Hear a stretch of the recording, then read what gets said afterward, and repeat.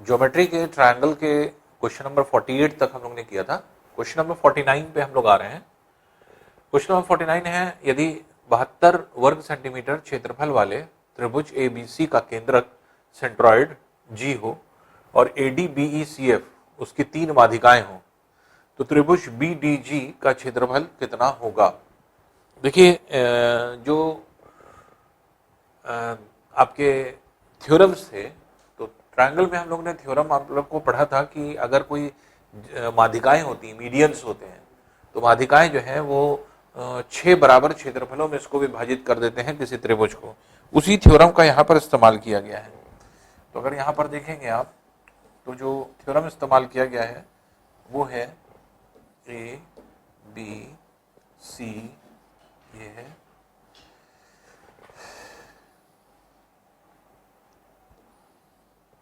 ए D B E C F, मान लीजिए माध्यिकाएं हैं A D B E C F, 3 माध्यिकाएं हैं। मिड पॉइंट है ये 6 बराबर क्षेत्रफलों में बढ़ जाएगा। त्रिभुज बीडीजी, बीडीजी बीडीजी का क्षेत्रफल जो है वो निकालना है आपको, जबकि पूरे त्रिभुज का क्षेत्रफल दिया है। तो प्रत्येक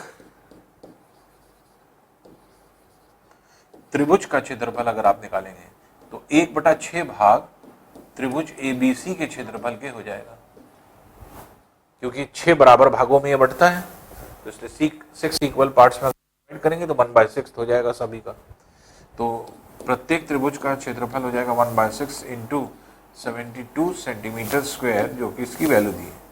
तो 6 12 टाइम्स कैंसिल कर दीजिए तो ये हो जाएगा 12 सेंटीमीटर स्क्वायर। इसलिए इसकी वैल्यू 12 सेंटीमीटर स्क्वायर है, तो सबकी 12 है, 12 सेंटीमीटर स्क्वायर सबका क्षेत्रफल है। तो इसलिए जो क्षेत्रफल हो जाएगा वो 12 सेंटीमीटर स्क्वायर जो है बीडीजी का जो निकालना है आपको।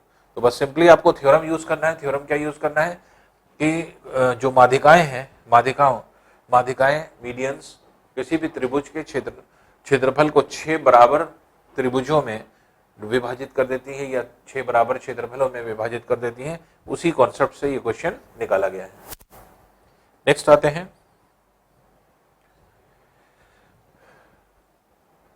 त्रिभुज एबीसी की 3 माध्यिकाएं AD BE C F G बिंदु पर एक दूसरे को काटती हैं। त्रिभुज एबीसी का क्षेत्रफल 60 वर्ग सेंटीमीटर है। चतुर्भुज बीडीजीएफ का क्षेत्रफल कितना होगा। सेम कॉन्सेप्ट पर देखिए ये भी क्वेश्चन है।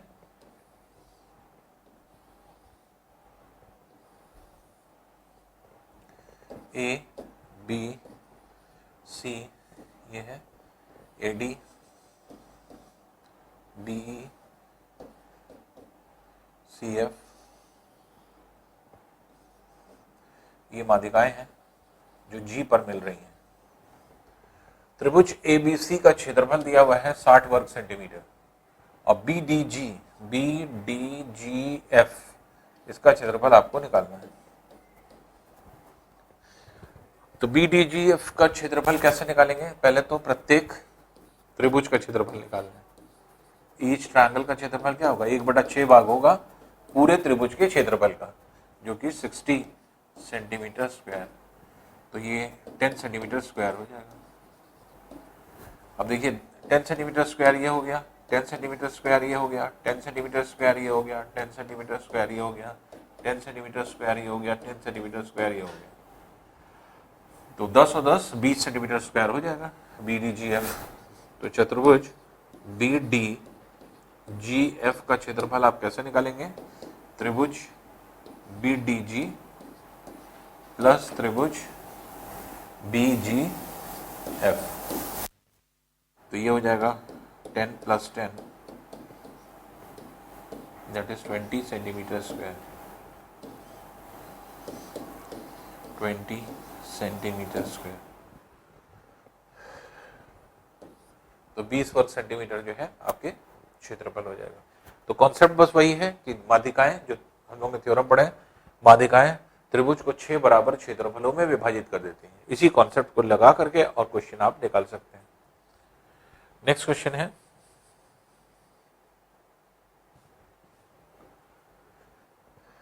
ट्रायंगल एबीडी में ADB 20 डिग्री है,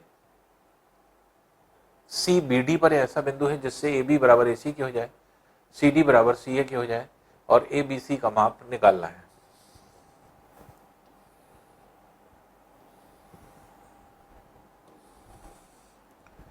ABD,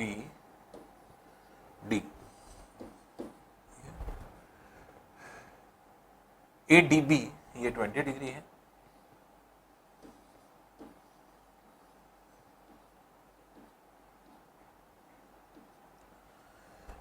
है, CBD पर एक ऐसा बिंदु है कि AB AC के बराबर हो जाए, AB AC के बराबर हो जाए। C ऐसा बिंदु है BD पर कि AB और AC बराबर हो जाए, ये बराबर है, और CD CA बराबर हो जाए, CD CA बराबर हो जाए, ये भी बराबर है, ये इसके बराबर, ये इसके बराबर।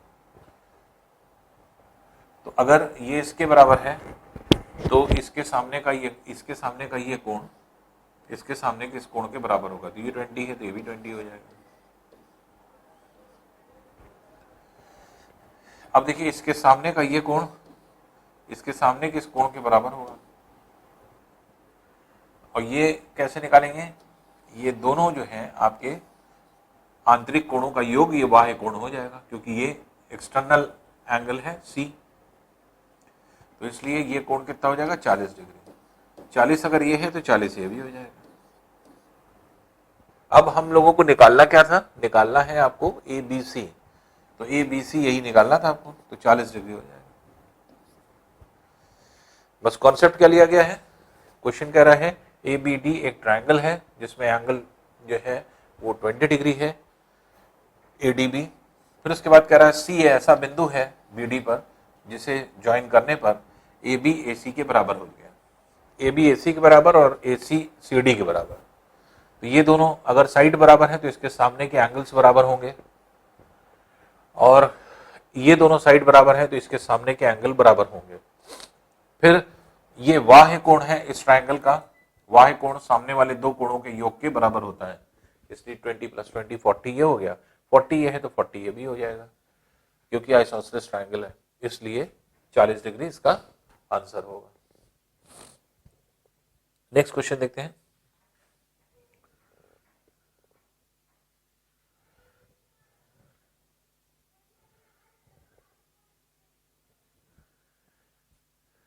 त्रिभुज ABC में AD एंगल A का आंतरिक द्विभाजक इंटरनल बाइसेक्टर है और भुजा BC को D पर मिलता है।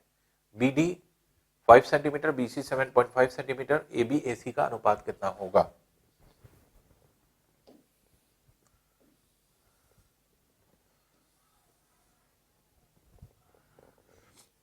ABC है,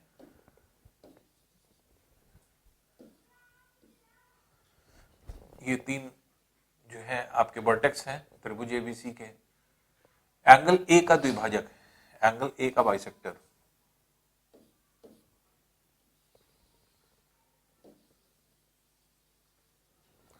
एंगल A का बाइसेक्टर BC को D पर मिलता है।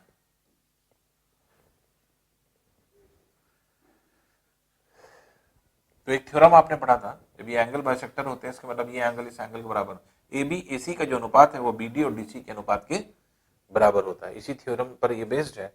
तो अब BD की लेंथ जो है यहाँ पे कह रहा है 5 सेंटीमीटर है, और BC की लेंथ, BC मीन्स यहाँ से यहाँ तक की लेंथ 7.5 सेंटीमीटर। तो अगर 7.5 ये है, 5 ये है, तो बाकी बचा हुआ 2.5 ये हो गया।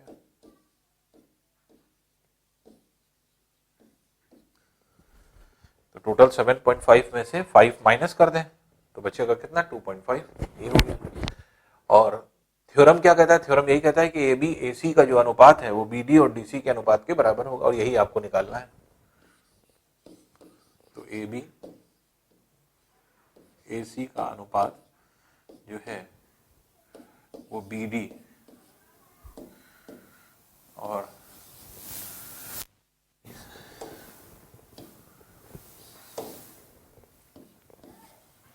के अनुपात के बराबर होगा, इसलिए ये है 5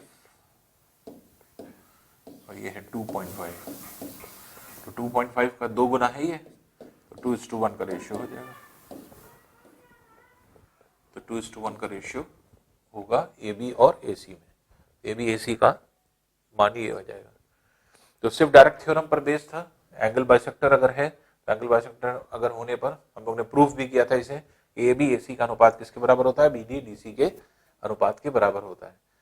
तो ये जो है थ्योरम आपने लगाया और आंसर आप इसका निकाल सकते हैं। नेक्स्ट क्वेश्चन देखते हैं। त्रिभुज एबीसी में ओ केंद्रक है और एडी बीई सी एफ 3 माध्यिकाएं हैं। एंगल एओई का क्षेत्रफल 15 वर्ग सेंटीमीटर, तो चतुर्भुज बीडीओएफ का क्षेत्रफल कितना होगा।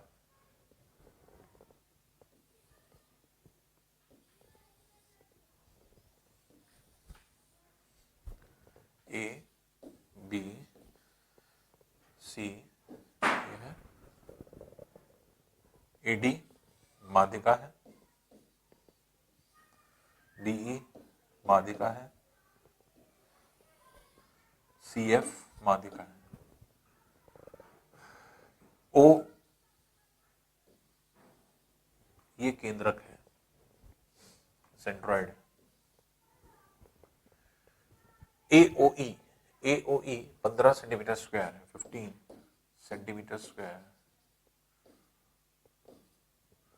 ये आपके, तो 15 अगर ये है तो ये भी 15 हो जाएगा, ये भी 15 हो जाएगा, ये भी 15 हो जाएगा, ये भी 15 हो जाएगा और ये भी 15 हो जाएगा। क्यों? किस थ्योरम से? कि माध्यिकाएं जो होती हैं ये त्रिभुज को 6 बराबर क्षेत्रफलों में विभाजित करती हैं, इससे हो जाएगा। अब हमें निकालना है बी डी ओ एफ, ये क्षेत्रफल निकालना है, ये वाला क्षेत्रफल निकालना है। तो चतुर्भुज बी डी ओ एफ का जो क्षेत्रफल होगा वो कैसे निकलेगा, त्रिभुज बी डी ओ प्लस त्रिभुज बी ओ एफ, तो ये हो गया 15 प्लस 15 सेंटीमीटर स्क्वायर, तो ये हो जाएगा 30 सेंटीमीटर स्क्वायर। तो 30 सेंटीमीटर स्क्वायर जो है इसका जो है आपके आंसर हो जाएगा, बी डी ओ एफ का क्षेत्रफल, एरिया।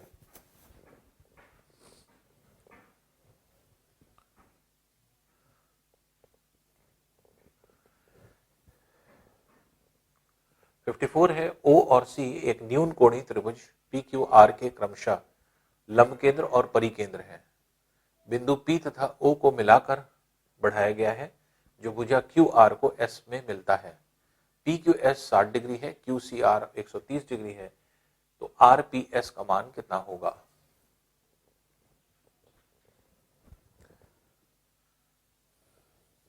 परिकेंद्र की बात कर रहे हैं इसलिए ट्रायंगल कुछ ऐसा ले लें, यहाँ पे परिकेंद्र मान लेते हैं C, और लंब केंद्र की बात कर रहे हैं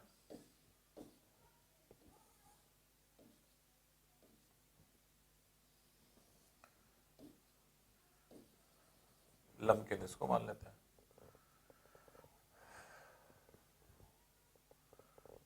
ये है P Q R, PQS ऐसे ये पॉइंट है QR का, PQS ये है 60 डिग्री। इस क्योंकि लंब केंद्र है ये 90 है, ये 60 है, तो ये कितना हो जाएगा, ये हो जाएगा 30 डिग्री। जो एंगल हम लोग को निकालना है दैट इज RPS, ये एंगल निकालना है। तो अगर ये टोटल एंगल हमें पता चल जाए, ये वाला पूरा एंगल, तो हम इसमें से 30 माइनस कर दें तो यहां का एंगल आ जाएगा। और पूरा एंगल कैसे पता चलेगा, इसको अगर हम ज्वाइन कर दें तो QR जीवा से केंद्र पर डाला गया कोण और क्यू आर जीवा से परिधि पर डाला गया कोण, ये रिलेशन लगा दी तो 130 डिग्री ये है। इसका मतलब ये एंगल क्या हो जाएगा, 65 डिग्री हो जाएगा। अगर 65 ये है, 30 ये है, तो बाकी बचा ये कितना हो जाएगा, 35 हो जाएगा। इसलिए आंसर जो है 35 डिग्री होगा। फिर समझ लीजिए, इसको बड़ा करके हम फिर एक्सप्लेन कर देते हैं।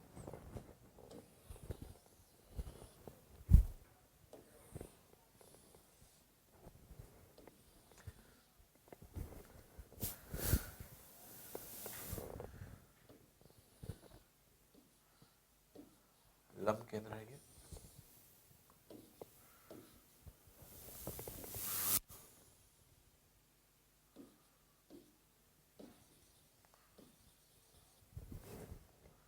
तो ये लंब केंद्र है ऑर्थो सेंटर ओ, इसे मान लीजिए, और परिकेंद्र ये है सी।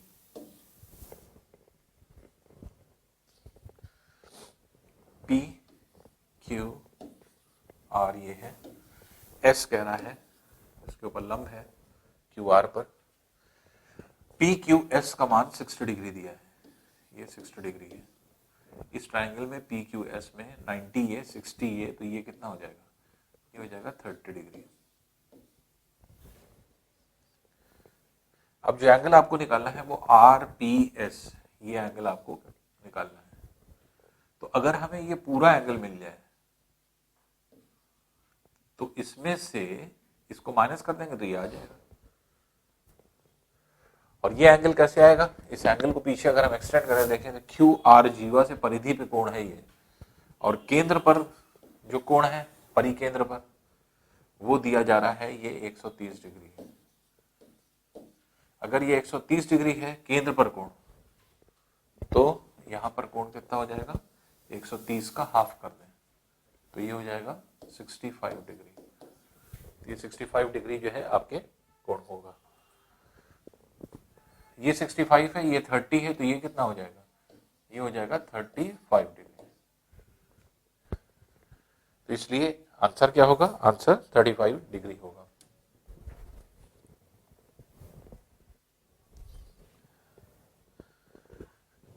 तो इसलिए अगर देखेंगे तो इसका आंसर क्या हो जाएगा, 35।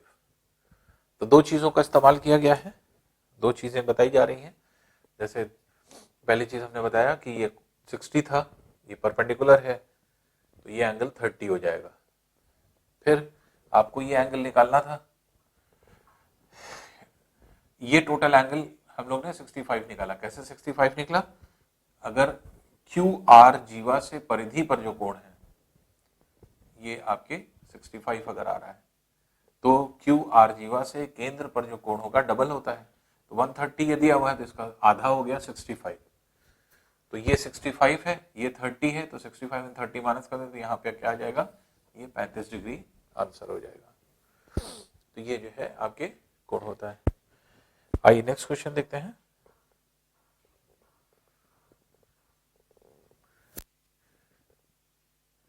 ट्रायंगल एबीसी की भुजाएं AB तथा AC पर दो बिंदु D और E इस प्रकार चुने गए हैं कि AD बराबर 1/3 ऑफ AB और AE बराबर 1/3 ऑफ AC है। BC की लंबाई 15 सेंटीमीटर है, DE की लंबाई कितनी होगी। अब देखिए ABC है,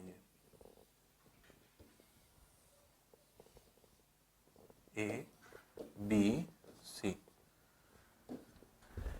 ABC एक ट्रायंगल है जिसमें AB AC दो बिंदु हैं, AB AC पर दो बिंदु D और E है, D और E है।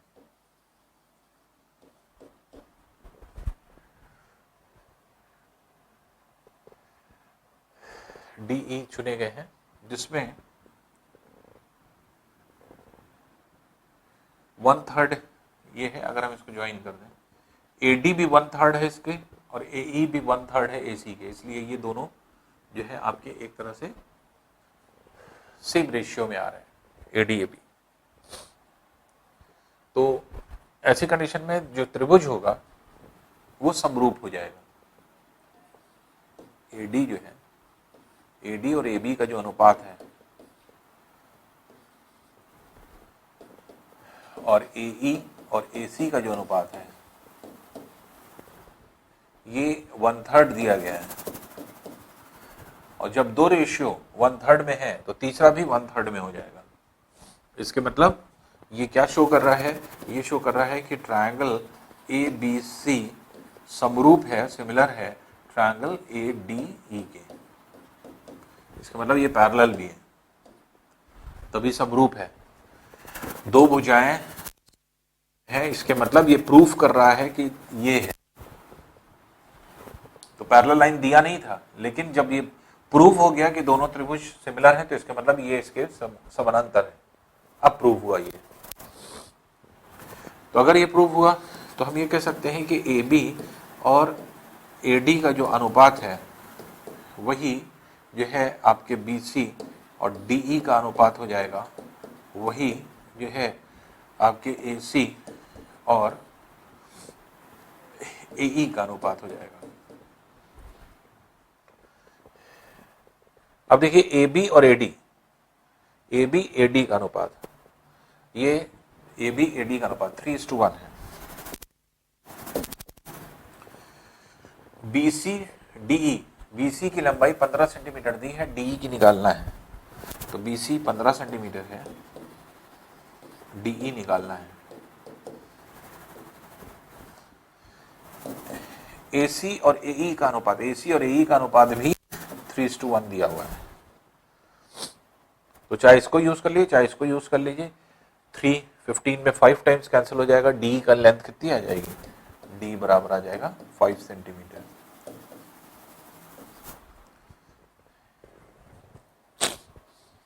और ओरली अगर आप करना चाहें तो भी आप कर सकते हैं कि ए बी का 1/3 है, ये ए सी का 1/3 है, तो बी सी का 1/3 ये हो जाएगा। जब बी सी 15 सेंटीमीटर है तो इसका 1/3 करेंगे कितना आ जाएगा, 5 सेंटीमीटर आ जाएगा। तो ओरली आप निकाल सकते थे कि अगर दो त्रिभुजों के दो भुजाएं एक ही अनुपात में है तो तीसरी भुजा भी उसी अनुपात में होगी।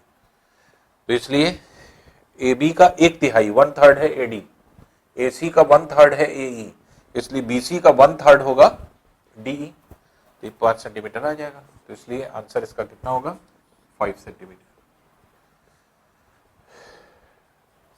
आइए नेक्स्ट क्वेश्चन देखें। यदि एक त्रिभुज एबीसी में उसकी माध्यिकाएं सीडी और बीई परस्पर ओ पर काटती हैं तो त्रिभुज ओडीई और एबीसी के क्षेत्रफलों का अनुपात कितना होगा। देखिए ये क्वेश्चन हम लोग पहले भी डिस्कस कर चुके हैं और हमने बताया था आपको, हमने कहा भी था इसको लर्न कर लीजिएगा, 1:12 का रेशियो। आंसर ये होगा, एबीसी है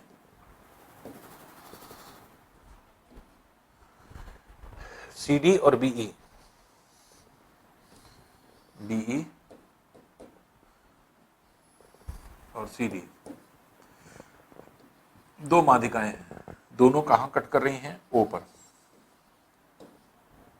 इसको ज्वाइन कर दिया क्योंकि ये माध्यिका है, मिड पॉइंट है, मिड पॉइंट को ज्वाइन करने वाली रेखा क्या होती है, इससे आधी हो जाती है क्षेत्रफल। तो बेस अगर हम इसका बी मानेंगे तो ये b/2 हो जाएगी।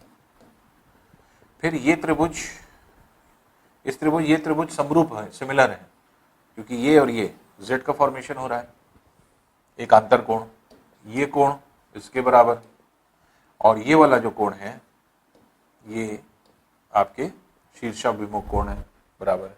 तो दोनों त्रिभुज बराबर। तो एक भुजा अगर आधी हुई है तो दूसरी भुजा भी आधी हो जाएगी, तीसरी भुजा भी आधी हो जाएगी और लंबवत ऊंचाई भी आधी हो जाएगी। इसलिए जिस अनुपात में भुजाएं होती है उसी अनुपात में जो है आपके लंबवत ऊंचाइयां होती हैं। तो इसकी लंबवत ऊंचाई जो है वो स्मॉल h अगर हम मान लें तो ये कितनी हो गई, ये 2h हो गई। दूसरी इंपॉर्टेंट चीज आपने पढ़ा था कि मिड पॉइंट थ्योरम में, क्योंकि मिड पॉइंट्स हैं, मिड पॉइंट थ्योरम में जो त्रिभुज की जो है आपकी लंबवत ऊंचाई होती है ये दो बराबर भाग में बढ़ जाती है, h ये है तो h ये भी हो गई। और अब अगर आप देखेंगे तो इस त्रिभुज का जो आधार है वो b है और इस त्रिभुज की जो है आपकी ऊंचाई अगर आप देखेंगे तो ये 3h है, ये भी 3h हो गई, इसके मतलब 6h हो गई। तो तो B आधार है और 6H ऊंचाई हो गई। इस ट्रायंगल की देखेंगे तो इस आधार का आधा आधार हो गया, बेस हाफ हो गया, B/2 हो गया, और ये ऊंचाई भी अगर आप देखेंगे तो H है, जबकि ये कितना है, ये जो है 3H, अगर ये है तो 3H, ये 6H है, तो इसका 6 गुना है ये। तो छोटा वाला त्रिभुज जो है इसकी ऊंचाई 1/6 भाग हो रही है और आधार 1/2 भाग हो रहा है, तो इसलिए ऐसी कंडीशन में क्षेत्रफल क्या होगा, 1/12 गुना हो जाएगा, और ये 1/12 गुना हो जाता है। तो इसको हम लोग ने एक्सप्लेन किया था, इसको समझाया था, ये समझ लीजिए फिर से एक बार बड़ा डायग्राम बना करके हमें आपको एक्सप्लेन कर देते हैं।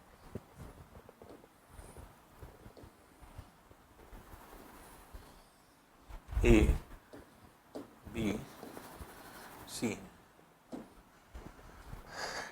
ए बी का मिड पॉइंट लिया तो ज्वाइन कर दिया, ये माध्यिका हो गई, इसके मिड पॉइंट को इससे मिला दिया।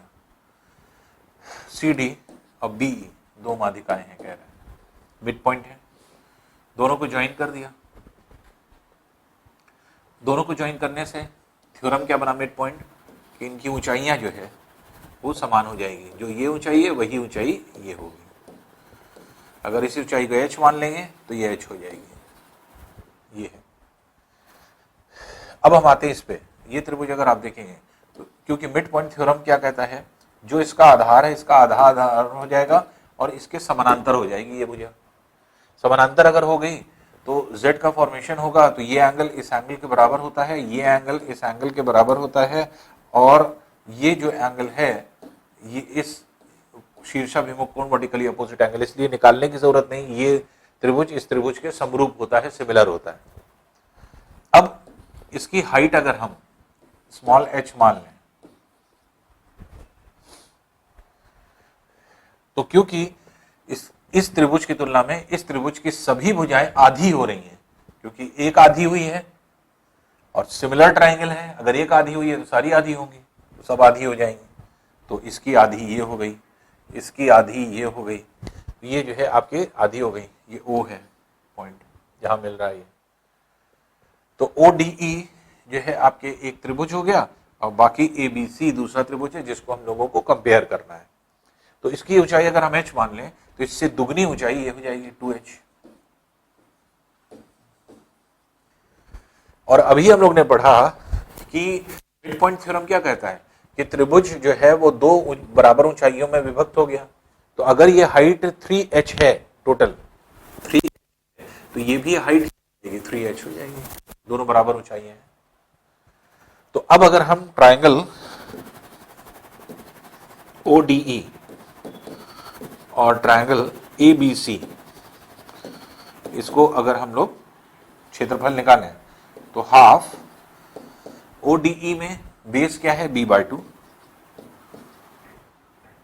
और ऊंचाई कितनी है इसकी स्मॉल h।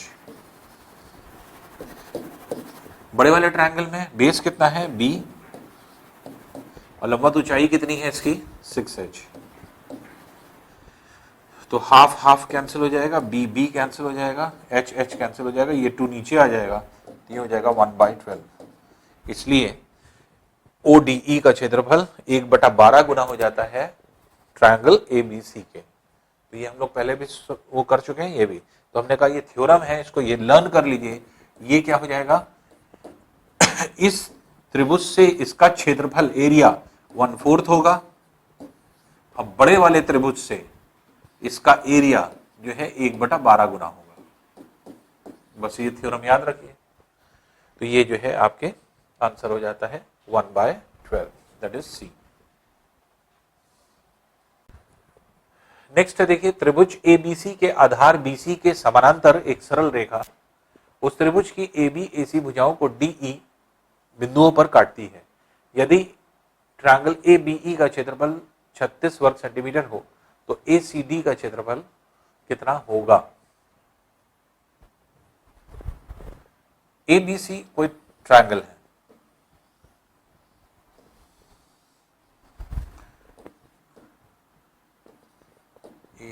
ABC कोई ट्रायंगल है, कह रहा है BC के समानांतर एक सरल रेखा त्रिभुज AB और AC को D और E पर काटती है।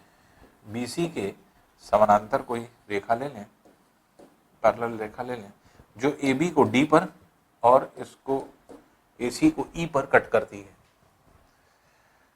ट्रायंगल ABE, ABE ये है 36 वर्ग सेंटीमीटर। तो ACD ये क्षेत्रफल कितना होगा ये निकालना है। तो देखिए जो ABE का क्षेत्रफल है वही ACD का भी होगा, 36 वर्ग सेंटीमीटर ही आंसर है। कैसे आंसर है ये देख लीजिए। इसको आंसर निकालने के लिए हम लोग आइए इसको एक्सप्लेन करते हैं कैसे।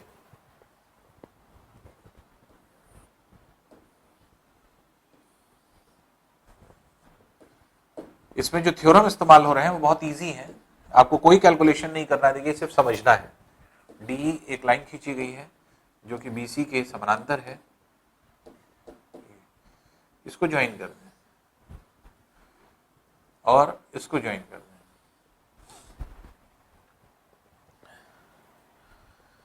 पहली चीज, अगर हम BCD का क्षेत्रफल देखें तो BEC के बराबर है। क्यों?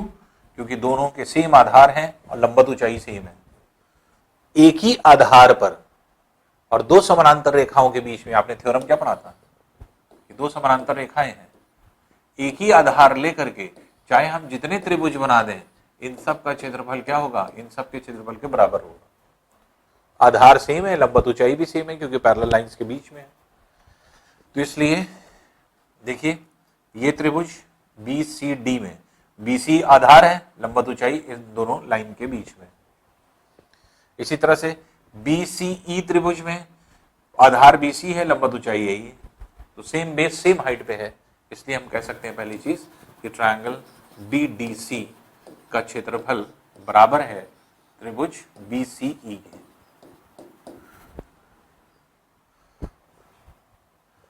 और इसको कुछ मान लीजिए, इसको हमने मान लीजिए x है, ये क्षेत्रफल मान लीजिए x है। तो अब देखिए ध्यान दीजिए, अब अगर हम कहते हैं कि ABE का क्षेत्रफल, त्रिभुज ABE, तो ABE का क्षेत्रफल कैसे निकलेगा? ABE का क्षेत्रफल ऐसे निकलेगा कि हम ABC में से अगर BCE माइनस कर दें तो ABE का निकल आएगा। त्रिभुज ABC में से त्रिभुज BCE को माइनस कर दें तो त्रिभुज ABC में से क्या माइनस हो रहा है? x। BCE की वैल्यू कितनी दिया? x, और इसी का मान 36 सेंटीमीटर स्क्वायर दिया है। तो ये वैल्यू 36 सेंटीमीटर स्क्वायर के बराबर है। अब आ जाइए जिसको पूछ रहे हैं, ट्रायंगल ACD। ACD कैसे निकलेगा? ABC में से अगर हम BCD माइनस कर दें तो त्रिभुज ABC में त्रिभुज BCD माइनस कर दें, और BCD का मान भी कितना है? x है, इसकी जगह x रख दें। तो ट्रायंगल ABC माइनस x, तो ये जो वैल्यू है वो 36 के बराबर है, और ये वैल्यू दोनों बराबर हो गई। इसलिए ऐसी कंडीशन में क्या होगा? 36 सेंटीमीटर स्क्वायर होगा। तो ये हम सिर्फ करके आपको दिखा रहे हैं, आपको करना कुछ नहीं है, आपको सिंपली समझना है। ABE का क्षेत्रफल क्या है? माइनस क्या किया? BCE, जो माइनस किया है वही इक्वल है। ACD में क्या माइनस किया गया? BCD माइनस किया गया। तो BCD क्योंकि BCE के बराबर है, तो जो माइनस किया जा रहा है ABC में से वो कॉमन है दोनों में। तो अगर एक का क्षेत्रफल 36 है तो दूसरे का भी 36 वर्ग सेंटीमीटर हो जाएगा। यही जो है आपके थ्योरम होता है। तो इसलिए इसमें कुछ कैलकुलेशन नहीं है, ये डायरेक्ट आप आंसर इसमें मार्क कर सकते हैं, 36 जो है सेंटीमीटर स्क्वायर। नेक्स्ट क्वेश्चन देखें।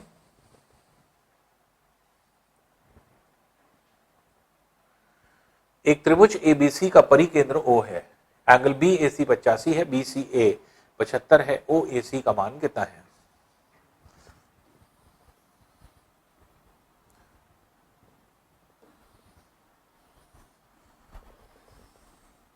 ए बी सी ये है, ओ इसका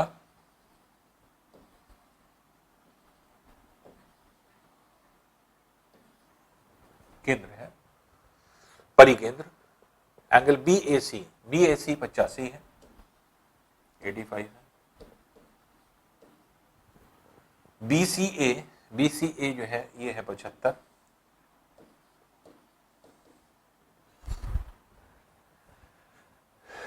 तो दो अगर भुजा पता है तो ये भी पता है, 85 प्लस 75 160 हो गया, 180 में से 160 निकाल दी 20 डिग्री हो जाएगा।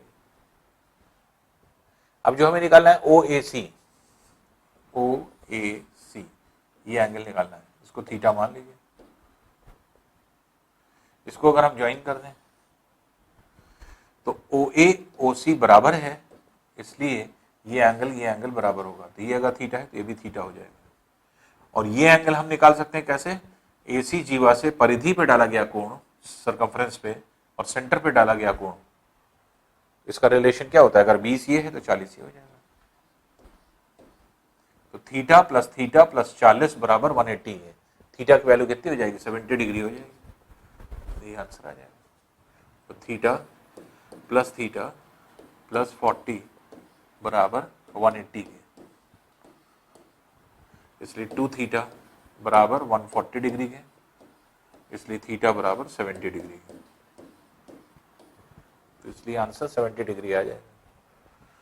तो इस तरह से आप इसे निकाल सकते हैं। बस आपको निकालना क्या था, ये परिकेंद्र है, वो कह रहा है इस त्रिभुज का, 85 ये है, 75 ये है, तो 160 ये हो गया, 180 में से 160 निकाल देंगे, 20 डिग्री ये आ गया।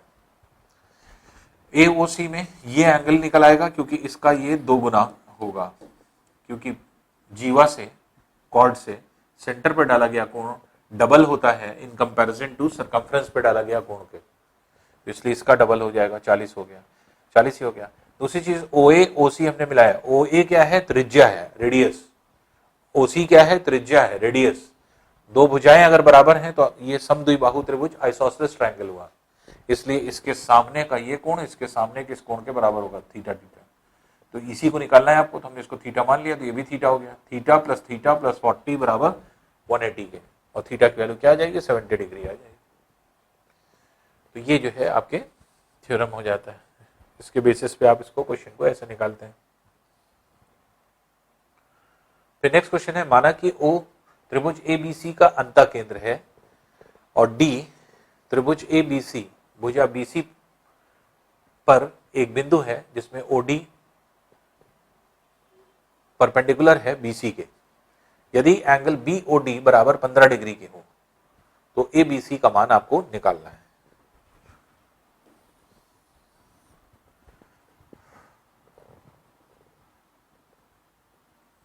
त्रिभुज OBC का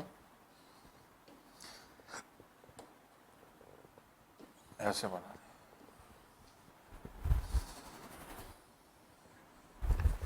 ABC ये है,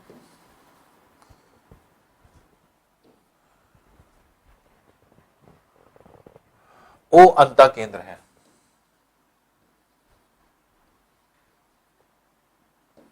O अंतः केंद्र है, इन सेंटर है। और अंतः केंद्र में क्या प्रॉपर्टी होती है आपको पता है कि त्रिभुज के एंगल को बाइसेक्ट जब हम करते हैं, कोण का अर्धक जब हम लोग निकालते हैं, तो सारे कोण का अर्धक जहां मिलता है वही क्या हो जाता है, अंतः केंद्र हो जाता है। इसके मतलब कि अगर हम OA को ज्वाइन कर दें तो दो इक्वल एंगल में ये डिवाइड हो जाएगा। OB को ज्वाइन कर दें तो 2 इक्वल एंगल में डिवाइड हो जाएगा। OC को ज्वाइन कर दें तो 2 इक्वल एंगल में डिवाइड हो जाएगा। तो ये चीज है। अभी कह रहा है O से BC पर एक लंब डाला गया OD, ये परपेंडिकुलर है, और BOD इसको ज्वाइन कर दिया गया। BOD बराबर 15 डिग्री के, 15 डिग्री के। तो एंगल ABC निकालना है, ABC यही एंगल निकालना है। तो ये अगर 75 डिग्री है, देखिए 75 डिग्री, तो ये एंगल क्योंकि इस एंगल के बराबर होता है इसलिए ये भी क्या हो जाएगा, 75 डिग्री हो जाएगा। देख रहे हैं ना, तो 75 डिग्री ये हो जाएगा। तो ABC का मान कितना हो जाएगा, एंगल ए बी सी का मान जो हो जाएगा ये आपका 150 डिग्री हो जाएगा। क्यों? क्योंकि प्रॉपर्टी क्या है? प्रॉपर्टी ये है कि जो अंता केंद्र होता है ये त्रिभुज के कोणों को दो बराबर भागों में विभाजित कर देता है। तो ये एंगल अगर 75 तो ये भी 75, तो ये अधिक कोणीय त्रिभुज है। ये कुछ ऐसे बनेगा डायग्राम। ये अंता केंद्र ये है, ओ ये रहेगा, ए बी सी ये रहेगा, ओ डी ये लंब हो जाएगा, ये 30 डिग्री होगा, ये 75 होगा। इसको बड़ा करके बना देते हैं। देखिए ऐसे समझ लीजिए, डायग्राम से मतलब नहीं है, थ्योरम लगाइए, थ्योरम से जो आंसर आता है तो अपने आप डिफाइन कर देगा। ए बी सी ये है, कोई वृत्त का अंता केंद्र यहां कहीं होगा, यहां से इसके ऊपर लंब डाल दें, ये परपेंडिकुलर हो गया, ओडी इसको ज्वाइन कर दिया, ये 15 डिग्री हो गया। अगर ये 15 है तो ये 75 हो गया, अगर ये 75 है तो ये 75 150 हो जाएगा। तो ये है डायग्राम। तो हमें नहीं पता कि कोण कितना बनेगा टोटल, इसलिए हम लोग ने इस तरह से डायग्राम बनाया था। डायग्राम चाहे जैसे बनाइए उससे मतलब नहीं है। ये कोण देखने में 150 डिग्री तो नहीं लग रहा है, 90 से कम दिख रहा है, लेकिन जब डायग्राम आप एक्चुअल डायग्राम बनाएंगे तो वो इस तरह से बनेगा। लेकिन क्योंकि हम लोग को पहले तो आंसर पता था नहीं कि आंसर क्या आएगा, हम अधिक कोणीय बनाए कि न्यून कोणीय बनाए ऐसा तो कुछ दिया नहीं था। तो आप कोई भी डायग्राम बनाएंगे, डायग्राम से मतलब नहीं होता, थ्योरम अगर आप लगा रहे हैं तो थ्योरम जो है आपके फिट होना चाहिए, और थ्योरम अगर लग रहा है तो उसी बेसिस पे आप इसको लगा सकते हैं। तो बस थ्योरम क्या लग रहा है कि अंता केंद्र से शीर्षों को मिलाने पर ये कोण द्विभाजित हो जाता है। तो ये क्योंकि लंब है तो 90 ये हुआ, 90 और 15 ये हुआ, तो बाकी बचा 75 डिग्री ये हो गया, 75 ये हो गया, तो 75 150 डिग्री ये हो जाएगा। इसलिए सी वाला इसका आंसर हो जाएगा।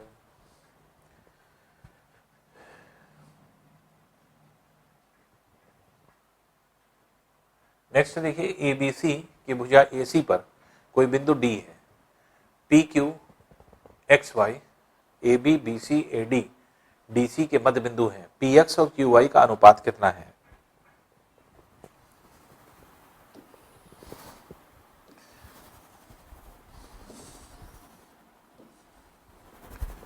ए बी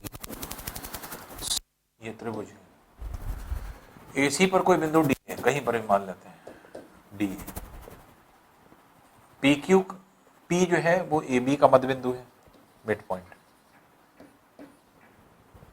बीसी का मध्य बिंदु क्यू है, मिड पॉइंट, एडी का मध्य बिंदु एक्स है, एक्स हो गया, और सीडी का मध्य बिंदु जो है बीसी का वो है वाई, ये वाई है। पी एक्स और क्यू वाई को निकालना है, पी एक्स और क्यू वाई का रेशियो निकालना है।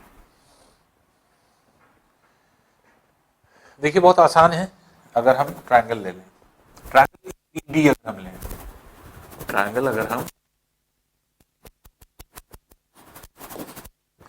एबीडी में अगर आप देखेंगे, एबी का mid point A P, A D का मिड पॉइंट एक्स, तो ये मिड पॉइंट थ्योरम लग रहा है। तो पी एक्स की लंबाई कितनी हो जाएगी? बीडी की आधी। पी एक्स की लंबाई कितनी है? बीडी की हाफ। क्योंकि थ्योरम क्या कहता है, अगर मिड पॉइंट को हम ज्वाइन करेंगे, ट्रायंगल का ये दोनों मिड पॉइंट है, मिड पॉइंट को ज्वाइन करने वाली रेखा तीसरी भुजा के समानांतर होती है और आधी होती है, ये हो गया। अब इस ट्रायंगल में देखें, बी सी डी में, ट्रायंगल बी सी डी में अगर हम लोग देखें तो बी सी डी में BC का मिड पॉइंट Q है, CD का मिड पॉइंट Y है, दोनों को मिला दिया, इसका मतलब कि ये भी मिड पॉइंट थ्योरम लग रहा है। तो QC BD का हाफ हो गया और पैरेलल हो गया, तो QC जो है हो गया, BD का हाफ ये भी है, BD का हाफ ये भी है, तो इन दोनों में आपस में रिलेशन आपको निकालना था, PX QY का क्या होगा, PX और क्यू वाई, ये क्यू वाई है,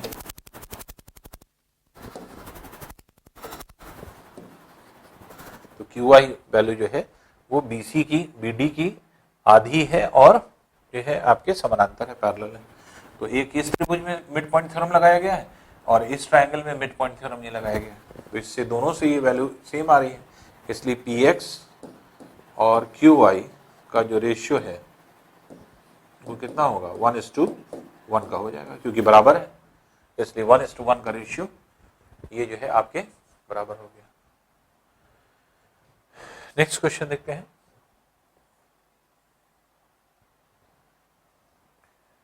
किसी त्रिभुज एबीसी की दो माध्यिकाएं एडी और बी समकोण बनाते हैं, जी पर काटती है, एडी बराबर 9 सेंटीमीटर है, बी 6 सेंटीमीटर है, तो बीडी की लंबाई कितनी होगी।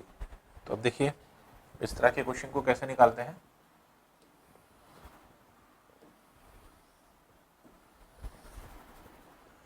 ए बी सी, ये एडी बीई समकोण पर मिलता है, एडी मान लीजिए ये है और बीई, ये माध्यिकाएं हैं, माध्यिकाएं एक दूसरे को जो है जी इसकी माध्यिका हो गई, एक दूसरे को 90 डिग्री पर मिलता है, ये 90 डिग्री ये कह रहा है। और ये भी हम लोग को थ्योरम पता है कि जो किसी भी त्रिभुज की माध्यिका होती है उसको केंद्रक सेंट्रॉइड 2:1 के रेशियो में डिवाइड करता है। तो अब जैसे एडी की लेंथ 9 सेंटीमीटर का है, ये 9 सेंटीमीटर टोटल है, इसको अगर हम 2:1 के रेशियो में बांटे 9 को, तो 6 सेंटीमीटर ये हो गया और 3 सेंटीमीटर ये हो गया, तो 2:1 के रेशियो में बढ़ गया। उसी तरह बीई को अगर आप देखें, इसको भी जी जो होगा ये 2:1 के रेशियो में बांटेगा, ये 6 सेंटीमीटर है, तो 6 सेंटीमीटर होने के मतलब 4 सेंटीमीटर ये हो गया, 2 सेंटीमीटर ये हो गया, तो 4 सेंटीमीटर ये है और 2 सेंटीमीटर ये हो गया।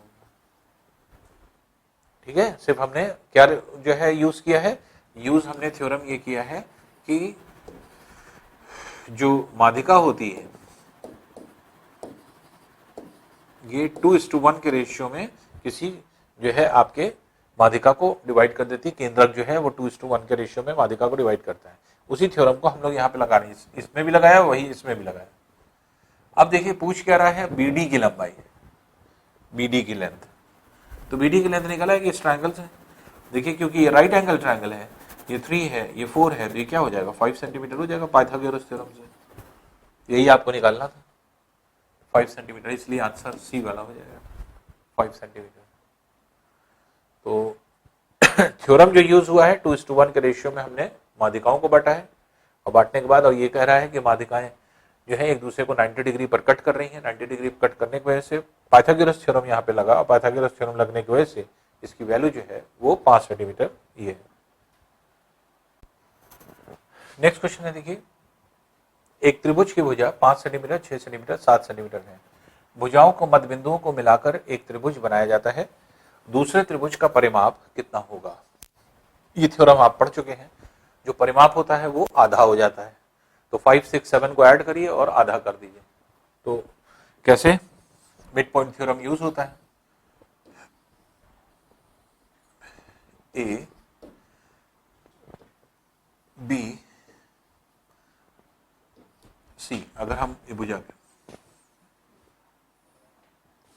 इसके मिड पॉइंट, इसका मिड पॉइंट, इसका मिड पॉइंट ये ले लें, अगर हम इसको ज्वाइन करेंगे, इसको ज्वाइन करेंगे, इसको ज्वाइन करेंगे, मान लीजिए पी क्यू आर ये है, तो पी आर समानांतर है बीसी के, और बीसी का आधा है, तो पी आर जो है वो बीसी का आधा है।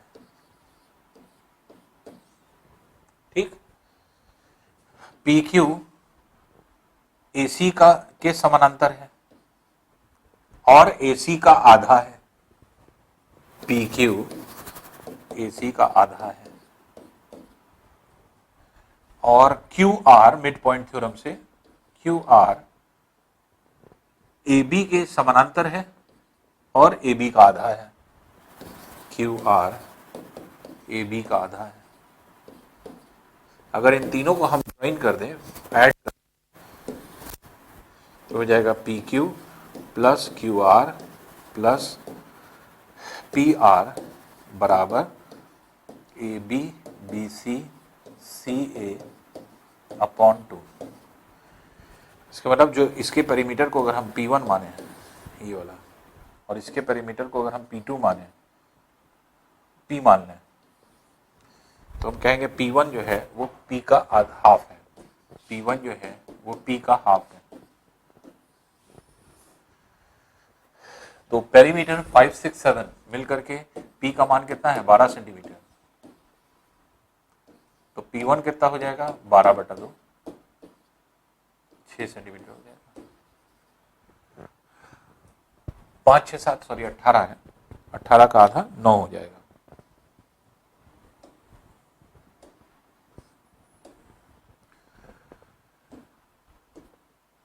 हो जाएगा ये।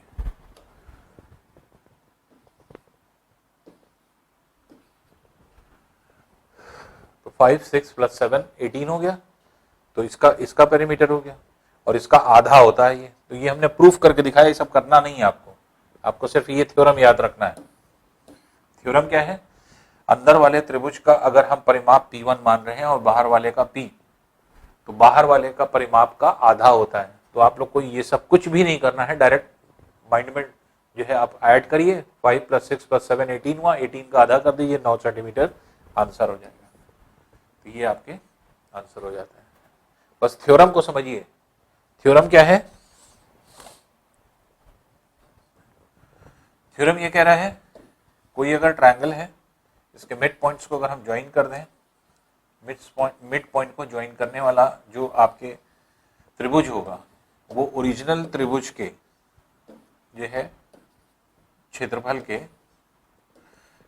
परिमाप के आधा हो जाएगा। तो त्रिभुज पी क्यू आर का परिमाप, पेरीमीटर, ये त्रिभुज ए बी सी के परिमाप, पेरीमीटर का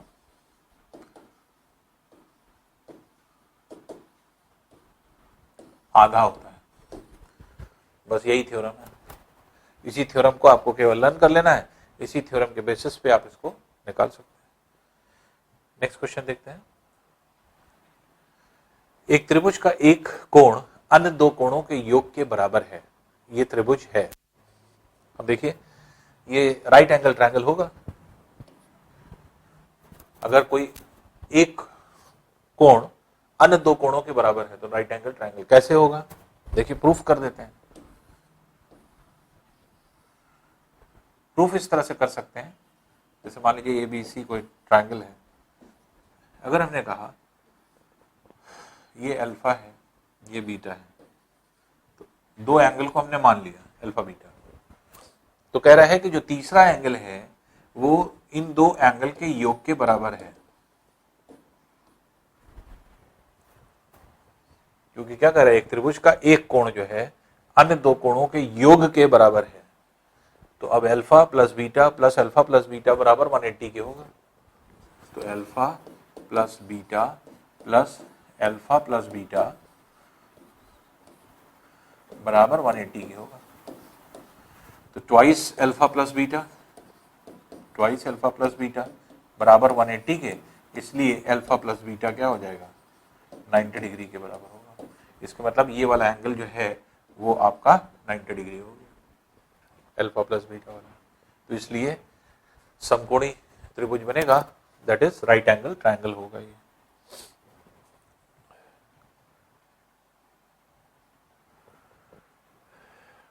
नेक्स्ट क्वेश्चन है, देखिए ट्रायंगल एबीसी में AB बराबर AC के है, एंगल BAC 40 डिग्री है, B पर बाह्य कोण कितना होगा? तो एक्सटर्नल एंगल आपको निकालना है।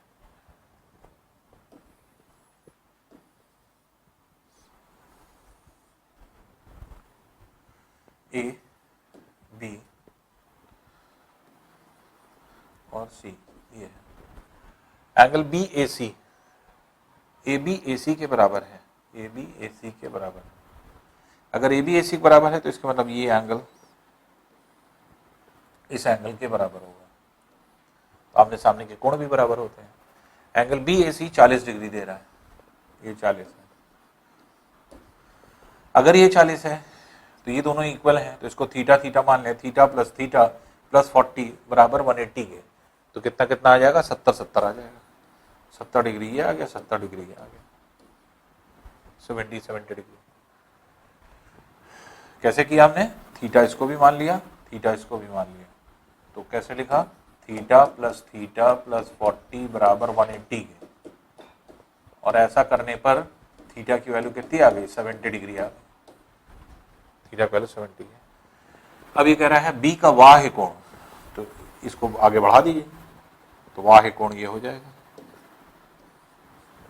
तो 70 अगर ये है तो ये 110 डिग्री हो जाए, क्योंकि स्ट्रेट लाइन पे 180 डिग्री होता है, इसलिए सी वाला आंसर हो जाएगा 110 डिग्री, जो इसका वाह्य कोण है, एक्सटर्नल एंगल है।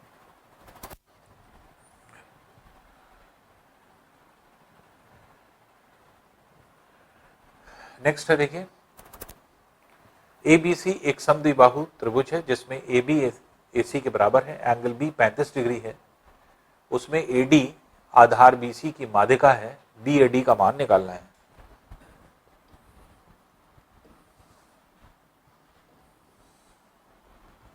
ABC, इसमें AB AC के बराबर है और AD माध्यिका है।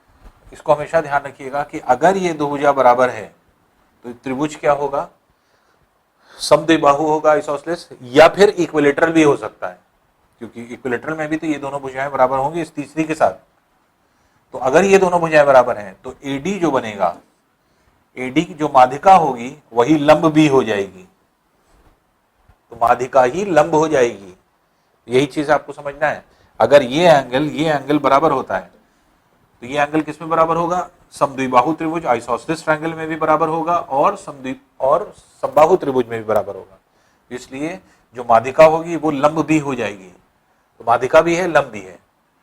BC की माध्यिका है, BAD का मान आपको निकालना है। एंगल B की वैल्यू 35 डी है, ये 35 डिग्री दिया है, BAD निकालना है, थीटा मान लीजिए। तो बस सिंपल कॉन्सेप्ट बस यही देखना था आपको कि जो माध्यिका होगी वही लंब हो जाएगी, बस इतनी चीज आपको देखना था। तो थीटा प्लस 35 प्लस 90 बराबर 180 के, बाकी वैल्यूज को उधर ले जाइए, तो ये कितना हो जाएगा, 55 डिग्री हो जाएगी थीटा की वैल्यू। इसका मतलब ये 55 डिग्री है, तो इसलिए जो एंगल BAD का मान हो जाएगा, तो BAD का मान जो है वो आपके 55 डिग्री है। तो इस बात को हमेशा ध्यान रखिए, इस चीज को जो है आप दिमाग में रखिए कि चाहे वो आइसोसेलेस ट्रायंगल हो, समद्विबाहु त्रिभुज, या समबाहु त्रिभुज हो, इक्विलेटरल ट्रायंगल हो, जो माध्यिका होगी वही होगा दोनों ही केस में। तो माध्यिका जो हो जाएगी, मीडियन जो हो जाएगा, वही जो है परपेंडिकुलर हो जाता है। तो माध्यिका जो है परपेंडिकुलर हो जाती है किस केस में, समद्विबाहु त्रिभुज में और समबाहु त्रिभुज, दोनों ही जो है आपके त्रिभुज में ये आपके ऐसा हो जाएगा। तो इसको समझ लीजिए, ये है आइसोसेलेस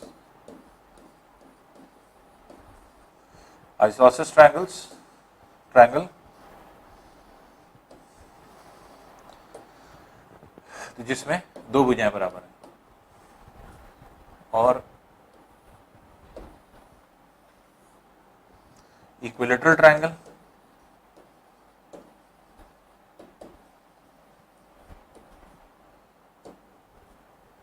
तो इक्विलेटरल ट्रायंगल में तीनों भुजाएं बराबर हैं। इन दोनों ही कंडीशन में बस एक चीज ये ध्यान रखिएगा, जो माध्यिका होती है, मीडियन जो होता है, वही परपेंडिकुलर होता है, लंब होता है। बस ये चीज याद रखें, ये दोनों ही केसेस में बस हमें ये देखना है कि ये और ये कोण बराबर होना चाहिए, और ये दोनों कोण जो है आपके इसमें बराबर होता है, इसमें बराबर होता है, इसलिए जैसे ही आप माध्यिका डालेंगे वही लंब हो जाएगी। यही जो है इसको दो भाग में डिवाइड कर देगी और यही लंबी हो जाएगी। इसके मतलब मिड पॉइंट पर भी पड़ेगी और लंबी भी होगी, परपेंडिकुलर भी होगी। बस ये चीज़ याद रखिए, इसी पर बेस्ड ये क्वेश्चन था।